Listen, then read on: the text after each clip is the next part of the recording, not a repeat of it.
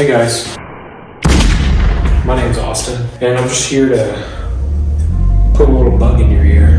Do you want to make Mustangs cry? Do you want to make Corvettes look like a Miata? Do you want to make Evos wish they were never resurrected? Do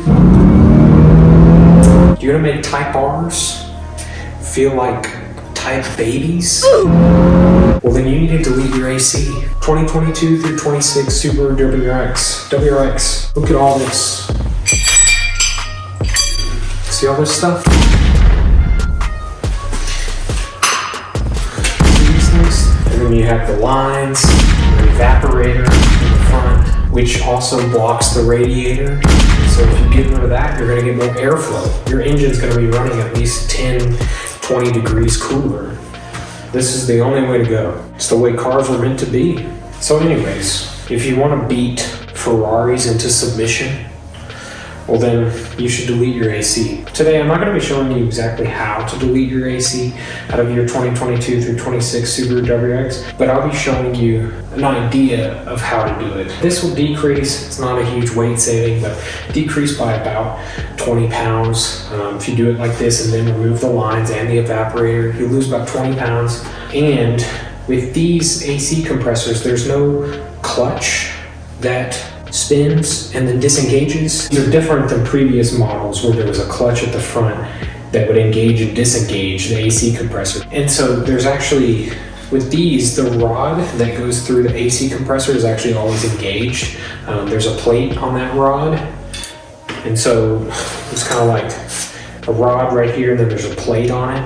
And when you engage the AC, that plate shifts sideways like this. And that makes it to where it begins to push against these little pistons that compresses the refrigerant. There's two caveats I want to point out. If your AC works, you paid for your car to have AC, we live in the 21st century, keep your AC. When it breaks, then do this, right? Second thing, if you have refrigerant in your lines, then you should get it professionally discharged at a mechanic shop.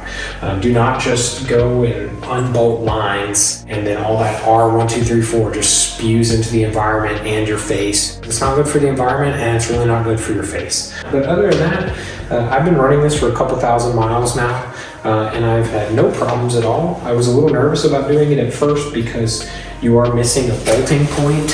The back of the compressor has this additional bolt point, and you're missing that when you do this, but luckily this front portion does have 3 bolts right there. There's one right there, and then there's another one that goes down, and it's back a little bit. They pushed it back on this, which is very nice. So it's almost like they wanted you to delete your AC and just keep this part, because it is very rigid. Whenever I put it in, I was pretty nervous about it at first. I was scared it was going to snap off. It doesn't snap off. But really all you're doing is you're looking where the bolts, you see where the bolts are, you loosen the bolts and pull them out, and then your AC compressor comes out. It's really not that hard. All your lines are easy as well. They just have bolts. You loosen the bolts, you pull the bolts out, and then you pull the lines off.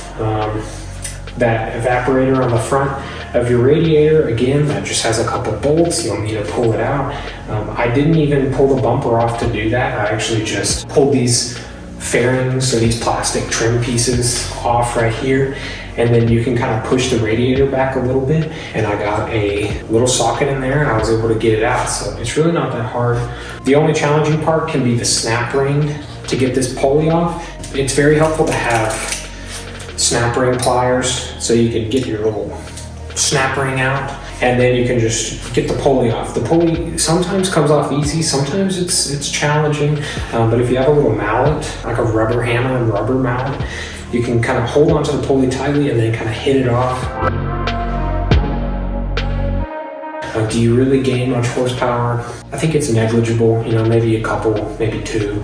I will say I think the car feels a little more lively and lower RPMs now. I think that the compressor was kind of draining when you're in a lower RPM, but you're really not going to notice much of a difference. I don't think my miles per gallon have changed really at all, but it's about 20 pounds off the front end, which you could also get with an anti-gravity battery, but that's like 600 bucks, and this is free. So the only thing it costs is your sanity when it's summertime and you're dripping in sweat going to work.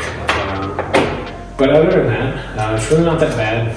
If you have any questions, you can leave a comment, ask me. I can answer questions. I'm not giving a really in-depth how-to on this because it is pretty simple. You just, once you don't have refrigerant in your lines, you just unbolt things and you pull things out, right? And it's simple.